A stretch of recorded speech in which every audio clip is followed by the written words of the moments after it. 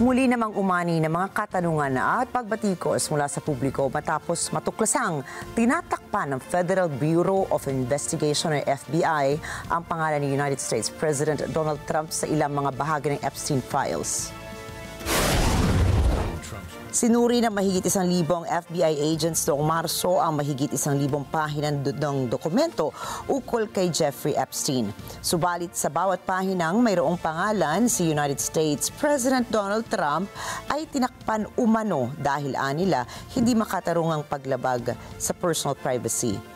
Hindi rin nila isinama sa mga pinalabas na papeles ang anumang pagkakasangkot ni Trump sa mga krimen ni Jeffrey Epstein. Hindi pa rin umano natatagpuan ng Department of Justice ang pinaghihinalaang client list ni Epstein. Samantala, patuloy ang pagpupumilit ng publiko at ilan sa mga biktima ni Epstein ay humihiling na ilabas ng ahensya ang original na kopya ng dokumento at isang mas malalim na investigasyon ukol sa kaso ni Epstein.